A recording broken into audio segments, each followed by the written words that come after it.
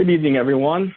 I am Tyler Silverthorne and joined with Evan Toper, and we are here this evening to discuss what we have seen in the market, the economy, the first half of the year, and discuss what we foresee might occur in the second half of 2024. Some of the major themes that we're going to be discussing are inflation and housing, the upcoming election, the Federal Reserve's interest rate path, and bond coupon rates. Some of these areas have been ones that we've been discussing quite a bit over the last few years, but they continue to be main drivers of the economy and the market, in particular, inflation.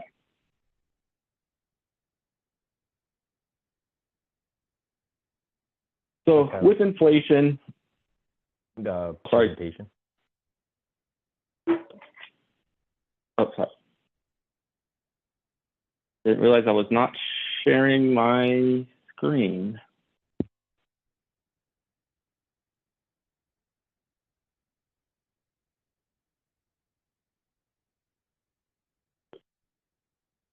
That probably will make a lot more sense to what I am talking about. So looking at inflation, there's several areas of that impact inflation: housing, cost of goods, but one of the indirect inputs is labor cost. And labor cost is one of the areas that tends to be the stickiest. That being, how much do companies pay for their employees? And it tends to be sticky because, as you can imagine, people do not like to see their incomes go down, or do not stay with companies that try to cut their costs. What we've seen over the last year or so, that we're starting to see the growth of labor costs to decrease. Still remains higher than the pre-COVID, when we were not in an inflationary environment, but continues to come down, which should help result in lowering inflation in the upcoming months and years. With inflation, there's also the service sector of inflation. So when we talk about the economy, we have goods. Think about when you go and buy groceries or buy a TV or a car, that's areas that's their goods, compared to services like going to a restaurant, but also streaming services. So some things that a lot of people might think of as a good, like Netflix subscription, actually falls under the service industry. But we're also seeing the service industry, those core prices also beginning to slow down, which again should help lead to lowering inflation. That's inflation, we saw in the first quarter, it ticked up a little bit. Second quarter, we saw it continue to tick down a little bit. So hopefully the path continues to have inflation continue to slow and get to the Federal Reserve's 2% target. That way we can start getting back to normal environment in terms of interest rates, markets, the economy, etc. With inflation and housing, it present a unique opportunity. And I think, Evan, curious on what you've been experiencing in terms of having individuals pulling equity out of their home, or being able to utilize their equity that they have in their homes. Thank you, Tyler. Yeah, I'll speak to that a bit. Obviously the last several years have been challenging for homeowners or anyone looking to buy a home with interest rates where they're at. But there was a boon for homeowners that had their homes previously before that time period with low interest rates. So the wealth effect is one reason the Federal Reserve's aggressive interest rate hiking campaign did not materially impact consumers' spending, as families were able to tap home equity and refinance in low interest rate years. There were other variables, of course, such as excess savings from pandemic stimulus programs, savings in general, favorable housing conditions, which provided additional support for revenge spending after the government mandated lockdowns and shutdowns. And as you can see in this chart here, refinancing activity kind of reached a record high in 2021, especially with cash out refis. So people pulling equity from their homes, which allowed them to spend more and lock in low interest rates. So now again, a big challenge for the Fed is the economy that is less interest rate sensitive. You know, if you look here at this chart, you can see here kind of the blend between renters, homeowners, and then homeowners with and without a mortgage on their home. A growing percentage of households have no mortgage or very low fixed interest rate mortgage. And many households have a minimal need to tap credit markets and fund activity if they need to, as well as being able to defer those payments if they have to as well. One challenge for the Fed is a number of firms available out there to provide in-house financing and thereby provide customers with below market interest rates because these firms are large enough to skirt the normal funding markets. A good example of this would be large home builders who have in-house private financing available and offering mortgages at rates below prevailing market rates.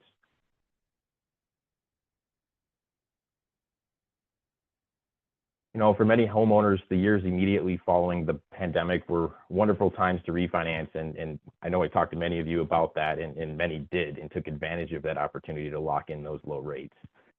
The larger magnitude of refinancing activity, though, created a boon for homeowners, and now mortgage debt service is extremely low compared to other needs in their spending budget, which gives a boost to discretionary incomes.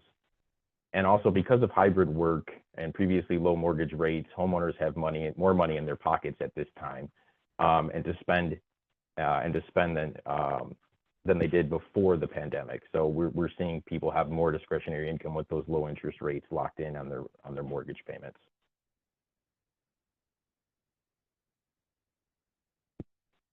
You know, but housing continues to be a large impediment for inflation falling. It's a tough spot for the Federal Reserve to reach their target of 2%, which is where they want to be. When you back housing costs, though, out of the inflation calculation, overall inflation is at 2.1% or around 2.1%, which is the target, but the inflation costs tied to the housing is what's been a struggle. This creates a unique and difficult situation for the Federal Reserve, of course.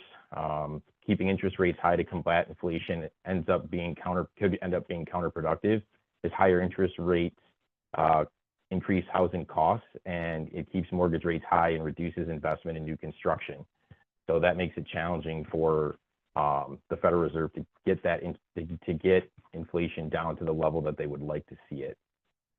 I'm going to turn it back over to Tyler now to discuss some market expectations for the Federal Reserve cuts coming this year, as well as discuss equity markets a bit. And one more thing to know about the housing inflation is the housing inflation has the biggest lag in terms of the overall inflation calculation, that the housing numbers are 6 to 12 months behind the cost of eggs, for example, being used. So it also does create a little bit of a challenge in terms of having a lag. And that kind of carries into, when we're talking about mortgage rates, you think mortgage rates been bouncing up and down, is all tied to what rates today are tied to what the market expects the Federal Reserve to have rates at in the future.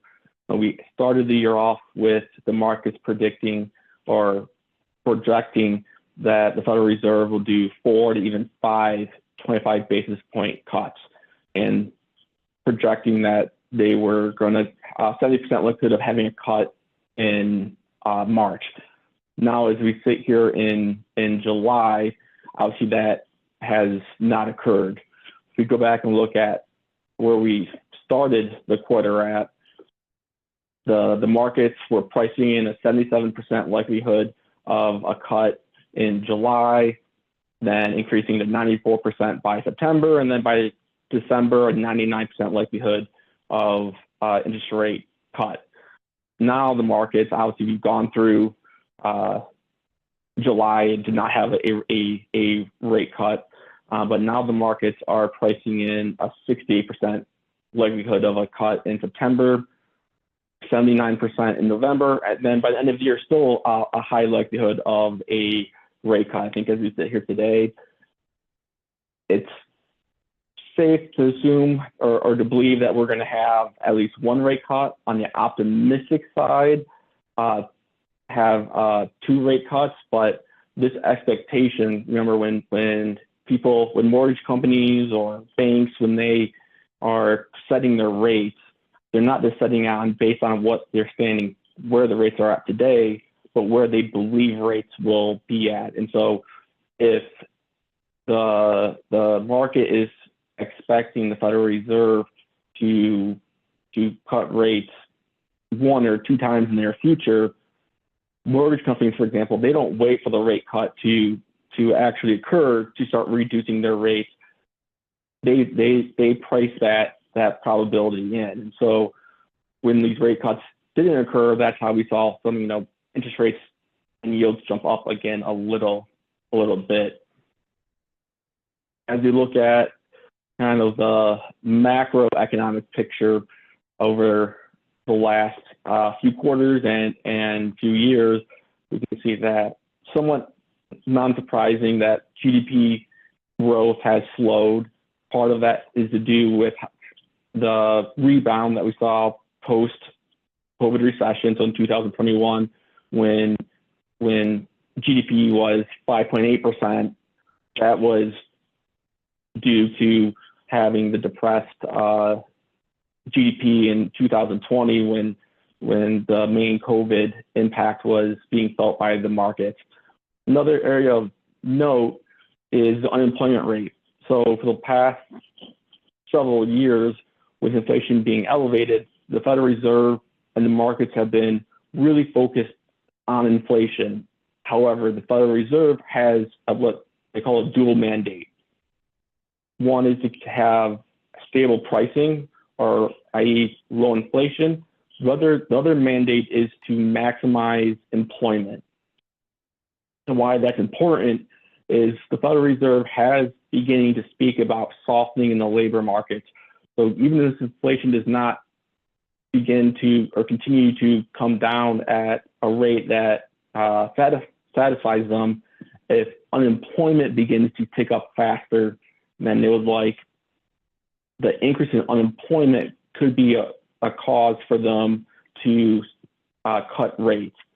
So the increase you've seen from a low of 3.6 to now at 4.1, projecting to finish at 4.2, obviously it's something that they're watching and everyone's watching, but still at historically low rates. I think if we see unemployment rate start ticking up closer to 5%, even if inflation is not coming back down, that would spur the Federal Reserve to begin cutting rates again, because they're trying to balance stable pricing with maximum employment.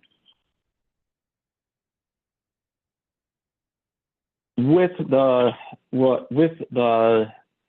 Federal Reserve not cutting rates, you continue to see the stock market, particularly the S&P 500, continue its bull market.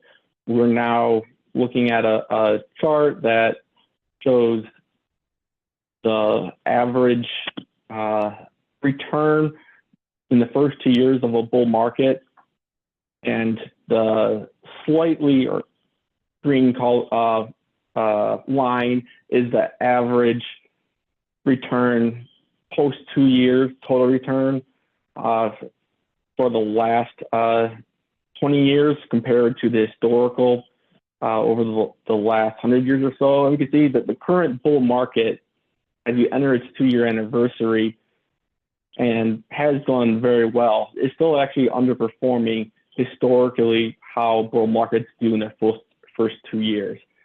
But remember, we entered the year with the expectation of 4 to 5 rate cuts. And so as we look forward, when those rate cuts haven't occurred, the market could have pulled forward some of that growth and saying, you know what, we haven't gotten these rate cuts yet, but we're not going to punish the stock market or punish companies for not receiving the rate cuts yet, and has helped spur the stock market on. does mean, though, that when we do start getting interest rate cuts, we might not get as big of a pop as we initially thought, because it's kind of already occurred in the first half of the year. Another interesting note is we're in what we call a Fed pause. That is a period of time where the Fed is not increasing or decreasing rates. We're actually in one of the longest Fed pauses in history. As you can see, the current pause is almost 1 year in length. And during that pause, during Fed pauses, the stock market does tend to perform well. As you can see, over the last 6 Fed pauses, 5 of them have been positive, and been positive by a decent amount. But we are in an environment where we are kind of getting long in the tooth from the historical standpoint of the Federal Reserve not making any changes to interest rates. And again, all being driven by, they're just waiting on data to drive their decision-making process.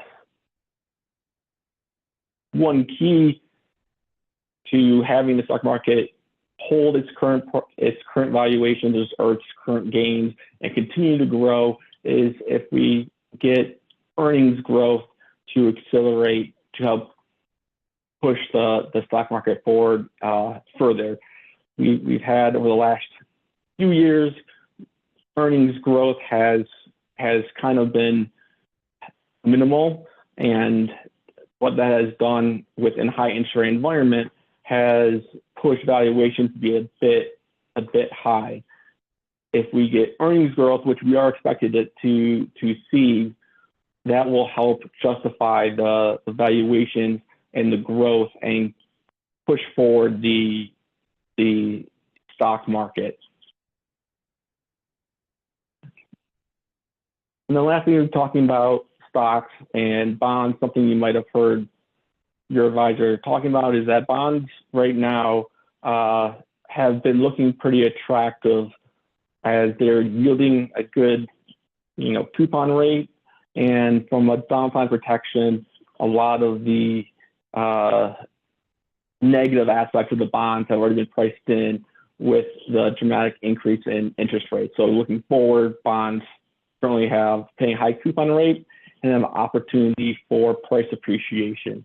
It's created a unique environment where normally the stocks trade at what we call an equity risk premium, meaning stocks need to deliver a return above the bond market to compensate investors for the increased risk. Well, as we sit here today, that equity risk premium is actually negative, saying from a risk-adjusted standpoint, bonds are more attractive than stocks. As valuations come in line or interest rates begin to get cut, we'd expect that risk premium to increase again. But it is an environment where even now growth investors who would normally hold smaller allocation to bonds, it can make sense to start adding bonds because of this risk-adjusted premium. That it wouldn't be unfathomable that bonds, especially longer dated bonds, could experience similar growth potential over the next year or so as the stock market, which is not historically how we think of bonds, but definitely in a position that bonds are going to continue to be important allocation to portfolios, but also can provide some good price appreciation at a less volatile path compared to stocks. As we're halfway through the year, and we've gone through the Republican National Convention, we have the Democratic National Convention.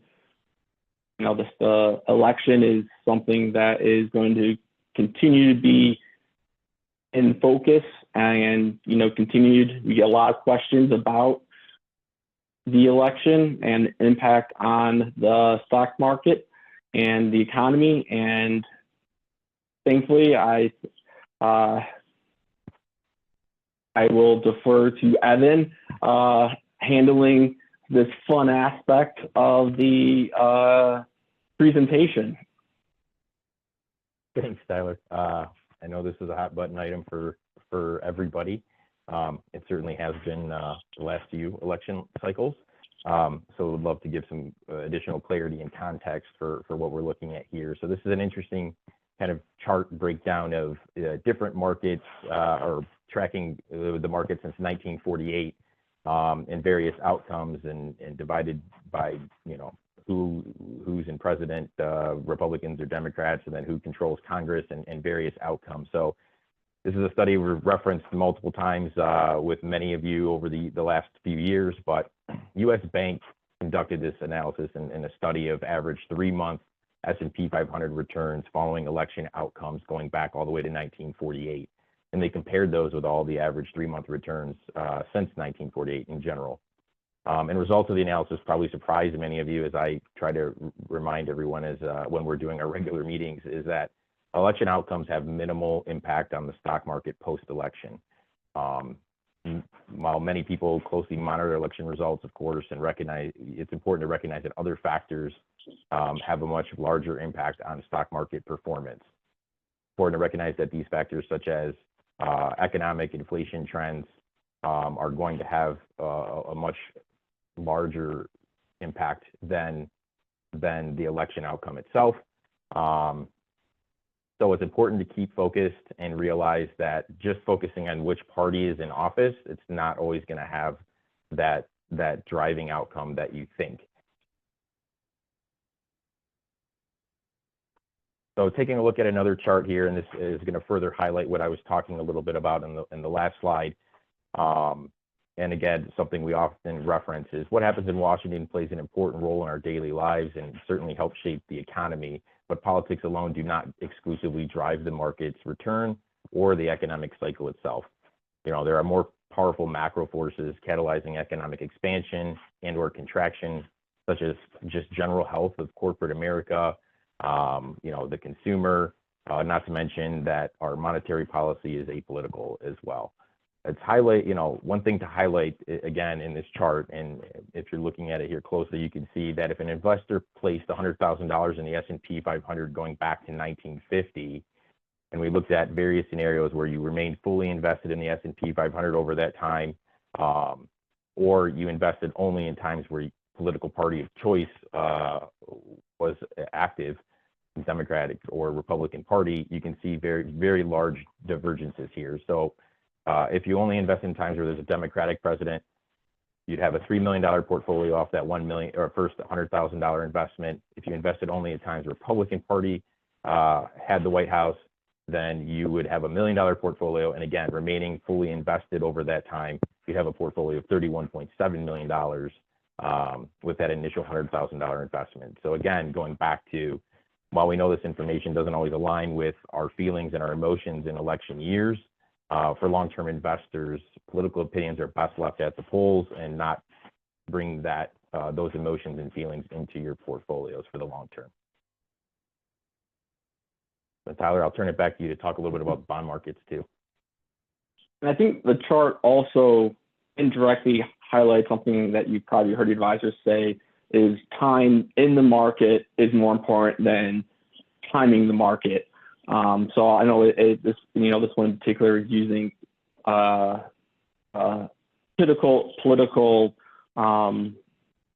ideology to isolate, but overall, again, it's another highlight of the fallacy of trying to time the markets, regardless if it's due to political view or due to just feeling, the market is just getting too frothy. That I think that this chart is just another example of that playing out. I somewhat feel like beating a dead horse in talking about the bonds and just historically how difficult this bond market has been.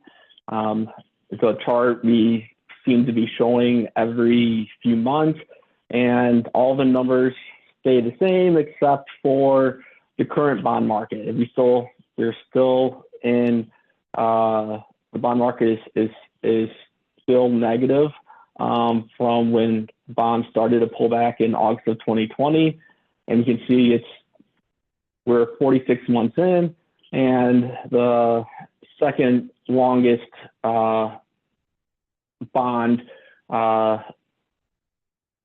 pullback was 60 months, and so it's been a difficult ride for bond investors. And not only has it been extremely long, again, we can see that the max drawdown within the bond market is also historically, at a high.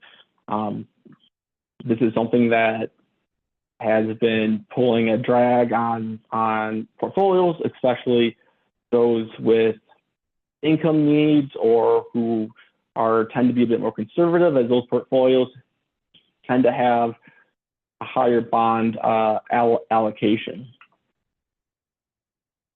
Now, the higher interest rates that we have been in have had some positive impact, and that is one, we've seen high yield savings accounts or short-term CDs, short-term treasuries, have been yielding around 5%, which compared to the previous decade has been a very significant increase or elevation in rates and what we're earning. So this has held, understandably so, a lot of individuals have been utilizing the high yield savings accounts or short-term CDs to get this higher yield. What we're seeing now, though, is we're starting to see those yields come down some. So right now, as we have been, we are in an environment where the yield curve is inverted, meaning short-term rates are higher than long-term rates. Historically, it's the opposite. Historically, long-term rates have higher yields than short-term rates because for you to lock your money up in a bond for a longer period, you demand to receive a higher rate. So what this has done, and now once the Federal Reserve does begin to cut interest rates, we don't expect to see the long-term rates fall much. We expect short-term rates to fall and potentially fall quickly. So what this presents is an opportunity, as we're showing several different types of bonds, that if we just focus in on achieving maximum yield today, utilizing cash, treasury bills, short-term bonds, we are exposing ourselves to reinvestment risk. That being when your CD or your high yield account begins to have its rates come down, and you go to redeploy that, you're not going to get as high of a rate. So now potentially is a good time to start locking in some higher yields.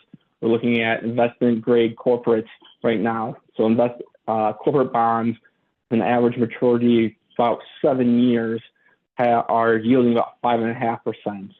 So looking at within the portfolios, but also in terms of if you've been hoarding or storing excess cash to take advantage of the yield, now is a time to consider, do you start buying some longer dated bond? Might take a little bit lower rate currently, but being able to lock in those higher rates before Federal Reserve begins to cut rates. No surprise, the Federal Reserve has been keeping rates higher longer, which has resulted in the expectation of where the Federal Reserve's neutral rate, that is the rate where inflation is no longer increasing or decreasing, but remaining neutral, is expected to be a bit higher than what we were projecting just a few months ago. And all due to the expectation of the inflation not slowing as quickly as the Federal Reserve was expecting. And talking about bonds for a long time, from 2010 to 2021, bonds were yielding really not much of anything. Rates were, 2% to maybe 5%, depending on the type of bond and duration. Historically, the income from a bond, the coupon payment from a bond has provided 90% of the total return for bond investors, and price appreciation only accounted for about 10%. Over the last decade or so, that kind of inverse, because we were in a low rate environment, people chasing yield or getting out of bonds and into stocks. And so we were still seeing price appreciation, even though the rates were low.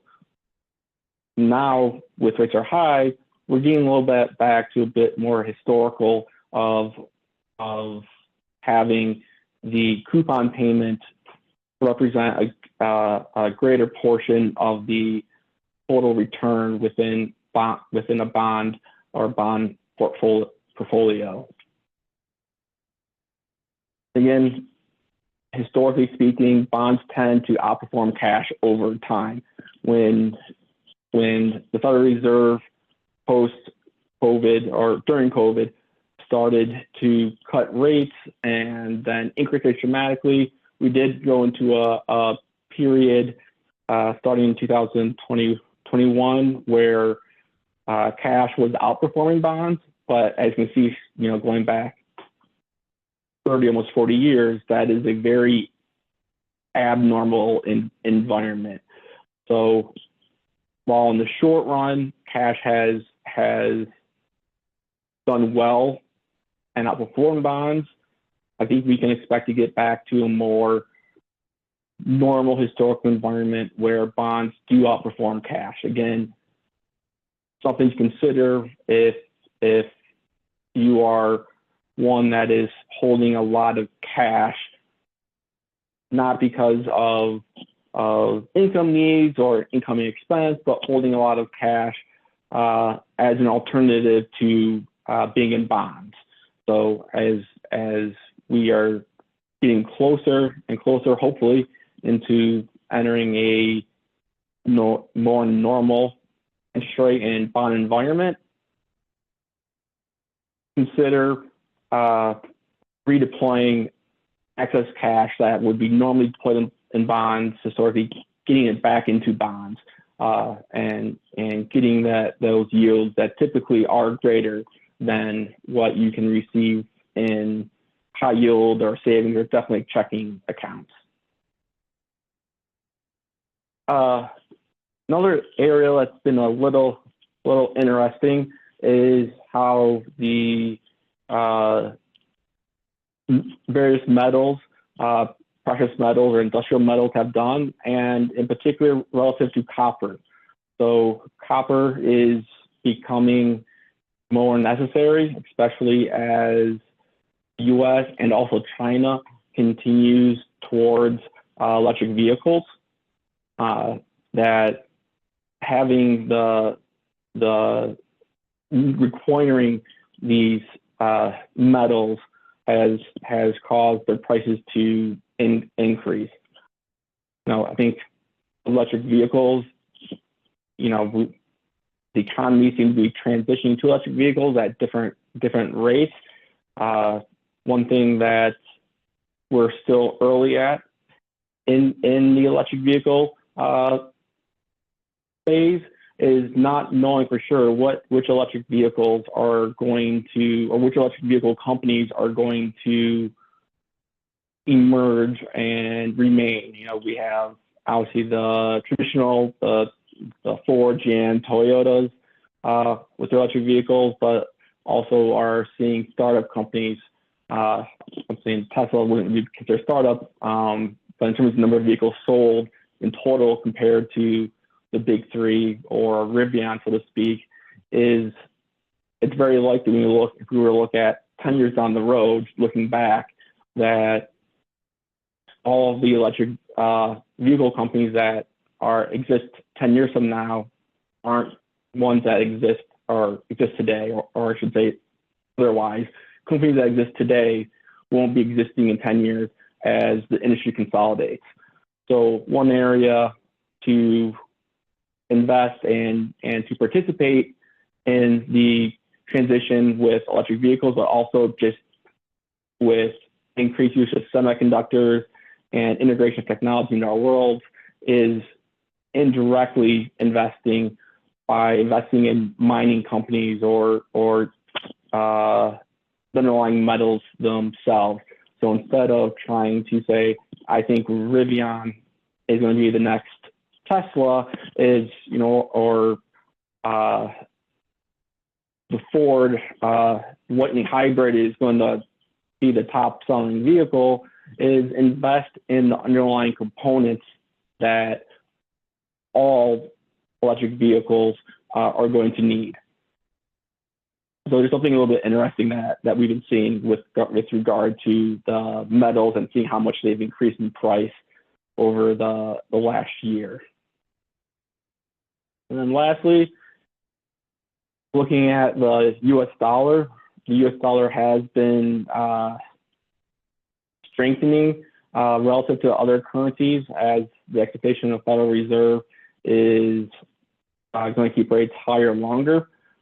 When we're talking about a strong dollar, weak dollar, what we really want is just a stable dollar. If the dollar is too strong, it's great for consumers because the cost of imports are a lot cheaper, but then it makes the goods we export very expensive.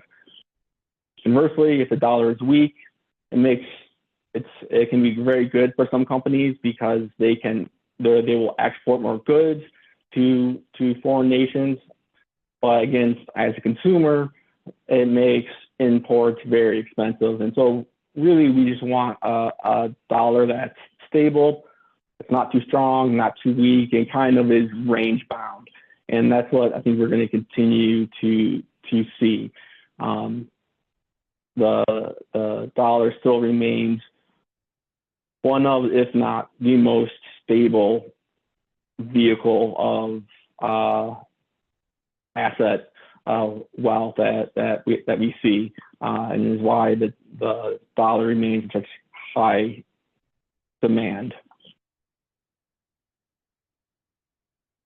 So I'd like to thank everyone for coming. I hope we provided some insights on where we've been, where we're going. Again, I think as we look forward into the second half of the year, important, as Evan talked about with the political cycle, it's going to continue to be more forefront in the news, is, to again stay above the noise as investors, to look at market and economic fundamentals, continue, to see and watch, what is going on with inflation and the Federal Reserve, and hopefully, as we finish the year off, hopefully the bull market that the stock market has been continues, and I think we would all like to finally be able to put the story about inflation and interest rates behind us. I don't think we'll get there yet by the end of the year, but I think everyone hopes and is a little optimistic that we are moving in the right direction. So again, I'd like to thank everyone for attending. As always, if anyone has any questions about their particular portfolio, their financial plan, the markets, anything, please do not hesitate to reach out to your respective financial advisors.